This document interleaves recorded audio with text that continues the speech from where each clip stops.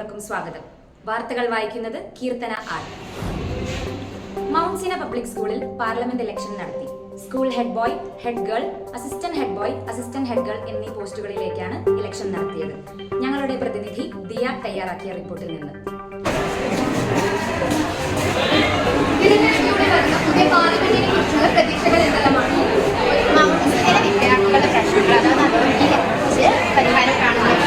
അതുപോലെ തന്നെ ഇവിടെ നടക്കാൻ പോകുന്ന ആക്ടിവിറ്റീസിൽ ഫലമുള്ള എന്റെ പ്രതീക്ഷ എന്ന് പറയുന്നത് കാരണം കഴിഞ്ഞ വർഷം തന്നെ കിട്ടിയത് was assistant head girl last year. ഇതൊക്കെ എക്സ്പീരിയൻസ്ഡ് ആണ്. സ്കൂൾ പാർലമെന്റ് ഇലക്ഷൻ നടക്കുകയാണ്. അതിൻ്റെ കുറിച്ചും പരിഹാരങ്ങളെ കുറിച്ചും എന്താണ്? 3 തരത്തിലാണ് 3 ക്ലാസ്സുകളിലായിട്ടാണ് നമ്മൾ ഇലക്ഷൻ ഗ്രൂപ്പുകൾ തിരിച്ചിരിക്കുന്നത്. ഇതിപ്പോൾ രണ്ടാമത്തെ പോളിംഗ് ബൂത്താണ്. ഈ പോളിംഗ് ഗ്രൂപ്പിലുള്ളത് 134 പേരാണ്.